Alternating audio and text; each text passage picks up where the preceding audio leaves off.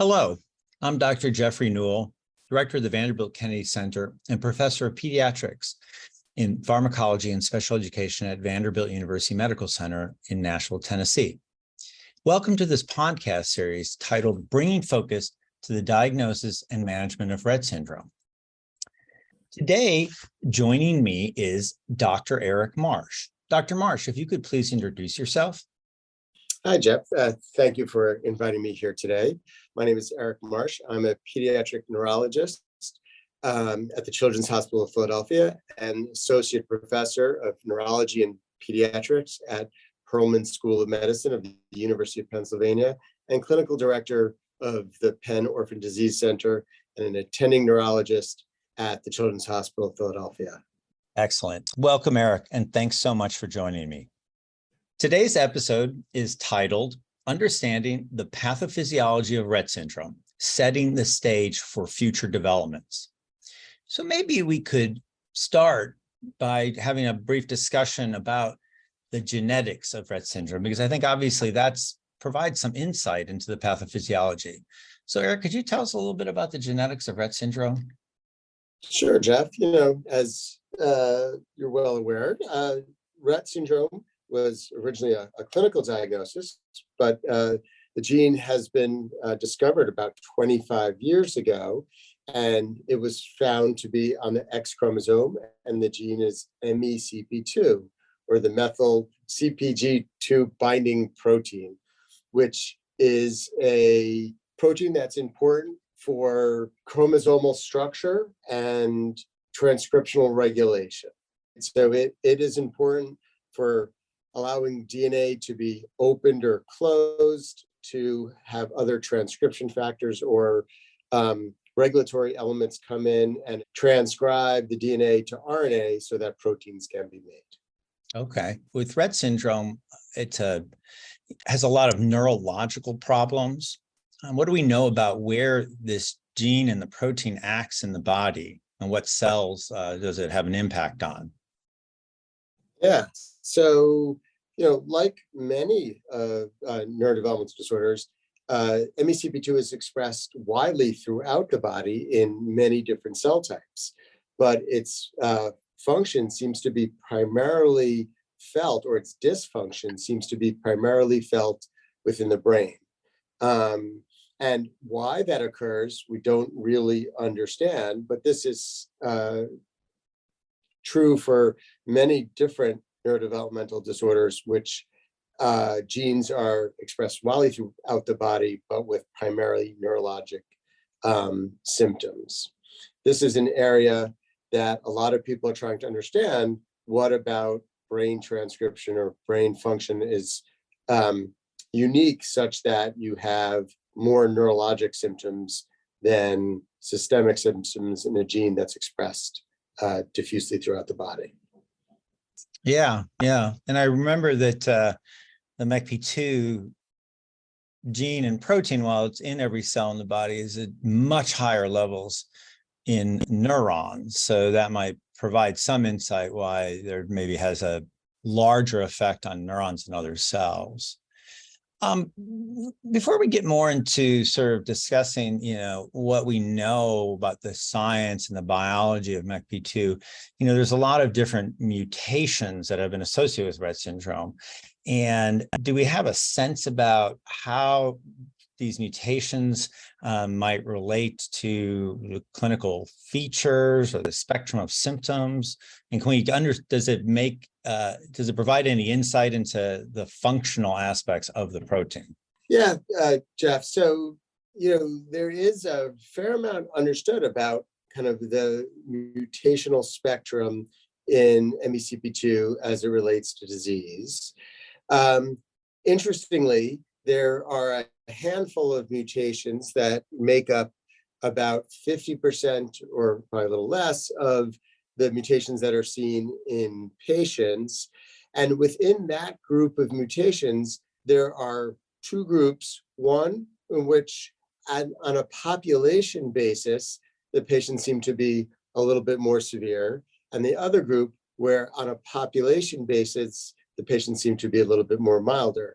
Now, I stress the on a population basis because on an any individual patient, it's hard to predict their phenotype based upon their genotype because of other variables that come into play. And the main one we think is X activation or lionization, where in girls, you have one good copy and one bad copy, and in every cell, it is randomly assigned to either be the good copy or the bad copy. So you can imagine that depending on which individual cells or the amount of good copy or bad copy you have, it can modify the genotype such that the phenotype doesn't map exactly to a clear genotype-phenotype correlation. In addition, there are probably background genetic effects that come into play to modulate the phenotype, so that while in the mutations that are more common, there's a population level of genotype-phenotype correlation, on an individual basis, there's not. Yeah, there are these 8 common ones that account for, nearly 65% of people with Rett. Interestingly, the mutations also split between ones that cause truncations or premature termination codons, so they truncate the protein, and those that are missense, so they make a full-length protein but alter one amino acid. But interestingly, some of the severe ones are the early truncating mutations, so they break more of the protein, but the later truncating mutations are less severe. And some of the missense mutations, the ones that really affect some of the binding pockets for the DNA binding, which is one of the critical functions, seem to be associated with more severe features. So, we get some insight, I think, into the biology by that relationship of the type of mutation. So we understand there are different domains and different parts of the protein that are important, and that correlates with different types of severity. So in thinking about, having the information about the genetic cause of most cases. So have people looked at this in animal models, cell models, or people, human tissue? And has that provided any insight or directions for targeting new therapies? Yeah, so people have done experiments where they've looked at transcriptional changes in different in models, particularly in the mouse and cell types, to see what are the broad patterns of transcriptional changes. And interestingly, there is loss of MECP2 function results in kind of low-level broad changes in genes, but with particular pathways coming up as being misregulated multiple times. And this includes pathways of growth factors, of channels and receptors, and a variety of other pathways that are subtly but consistently dysregulated. And understanding kind of which pathways are dysregulated amongst all the genes that are dysregulated will allow you to start to think about therapeutic opportunities if you can alter that pathway back towards the way it's normally supposed to be expressed or normally supposed to function within the brain. Yeah, and you started mentioning things like growth factors. I think that there had been some clear evidence pretty early on of altered expression of a very important growth factor in the brain-derived neurotrophic factor, critical for neuronal development and maintenance and maturation. Have lines of research to try to develop therapies been built from that kind of information of growth factors?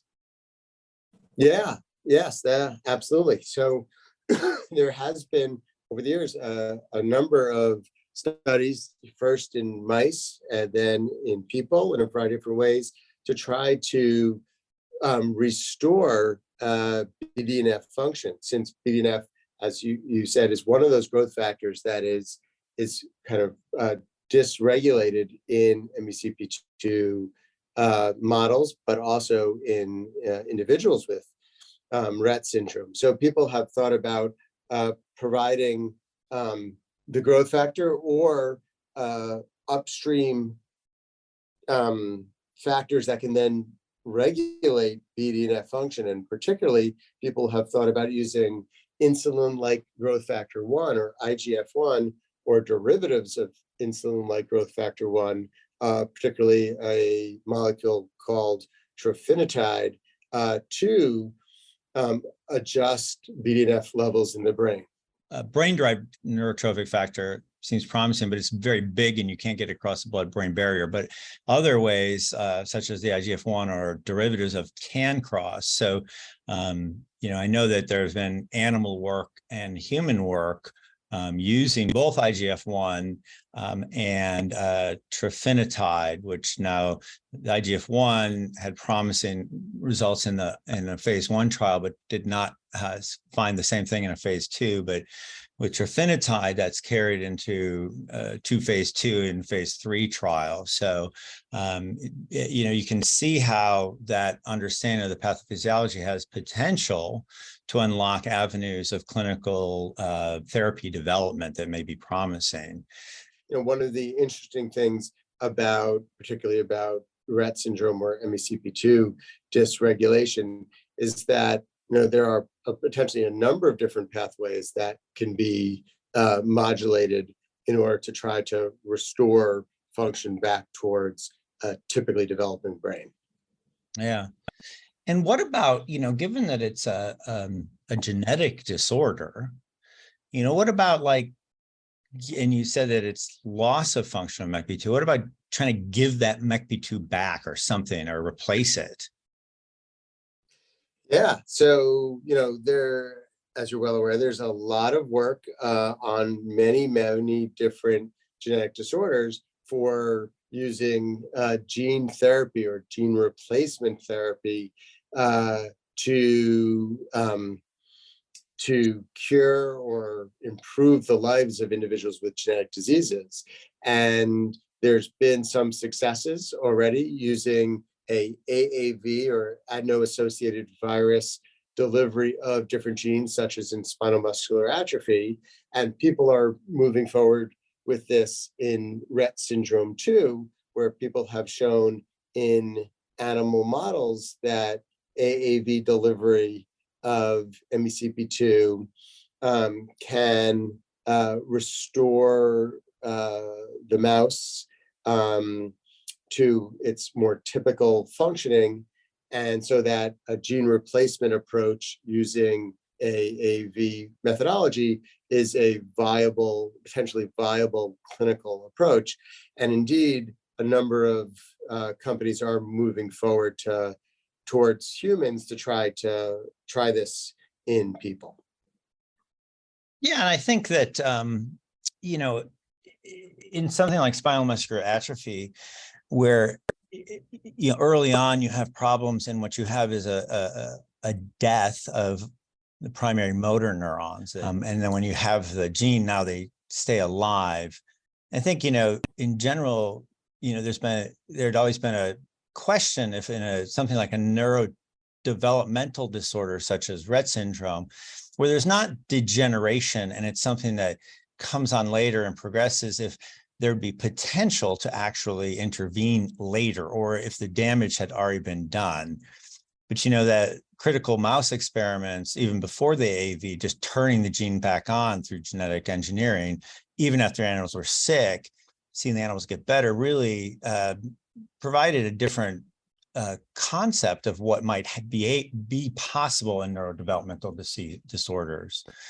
It is actually that kind of groundbreaking experiment by Dr. Bird lab in England, which did show that you can, even late into the course of the disease in the mouse, the expression of the gene and restoring the protein can reverse the disorder. And it is the work in Rett syndrome that has led many other different neurodevelopmental disorders to think that this is possible more broadly, and that as when I started training, where we thought that it was too late for neurodevelopmental disorders, indeed that may not be the case, and that a lot of these conditions could be reversible or partially reversible later on in life than we originally thought.